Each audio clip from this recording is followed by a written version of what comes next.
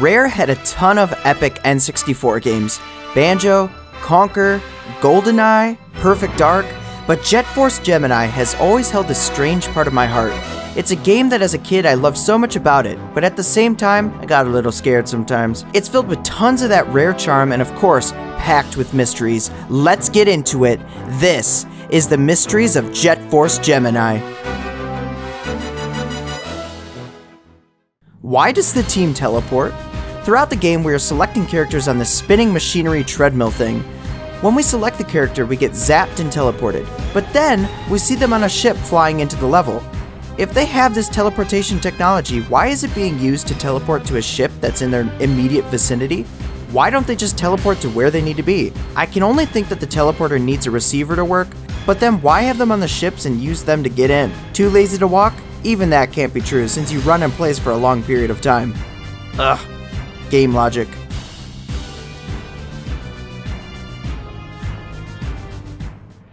Lupus is a genius. I know Lupus is an alien dog, but he is so freaking intelligent. Am I the only one who's ever thought about it? This dog not only understands full sentences, but can carry out missions entirely by himself. He knows when to stay quiet and stealthy, and he knows when to rain down fire.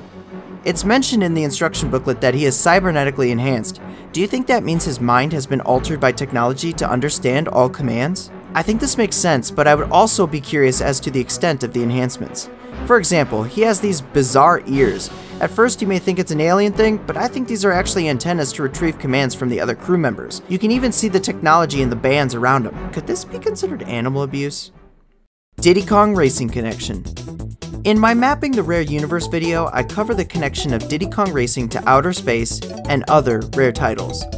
Well, in Jet Force Gemini, you can unlock Greenwood Village as a racetrack, the very same one from Diddy Kong Racing. Since it looks essentially the same, these games must take place in a similar time frame. Now the question is, has the Jet Force team ever had to deal with WizPig? Lupus Blue Key. Shout out to Rare Gamer for sending this one to me. Be sure to check out their website in the description below. Across the game, you'll be able to find a number of color-coded keys for each member of the team. These keys are then used to unlock hidden areas in previous levels that you've explored. The keys aren't shared, so each member will require their own. There are red, blue, yellow, green, and magenta keys for every member except for Lupus. While you can collect his red, yellow, green, and magenta key, he doesn't have a blue one. Normally, Lupus would be able to simply grab Juno and Vela's key by visiting a world and finding the chest they had previously opened, but because their blue key requires their unique abilities, Lupus can't access these, so he's unable to actually get a blue key. Why is this? Maybe it's hiding somewhere in the game just waiting to be found. The Blue Door. This is another one from Rare Gamer. In the abandoned space station on the final floor, there's a door that opens to reveal nothing. Since this door was the only thing of interest on the last floor, many have pondered what is behind it. Or at least, what was intended. According to the developers, our friend Rare Gamer was able to figure it out.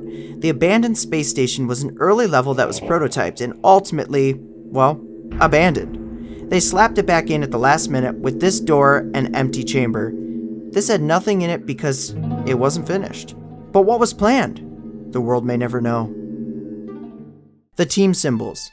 The Jet Force Gemini team is represented by 3 symbols, one unique to each character. Has anyone ever sat and looked at these symbols?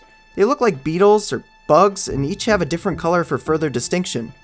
Juno's is red, which I believe represents his ability to walk on lava.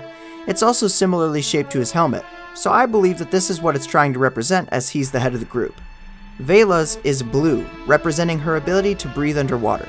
Hers is confusing as it does represent her hair and head too, but doesn't have her signature pigtails. Lupus is probably the most like him, seemingly representing being on all fours and is colored green.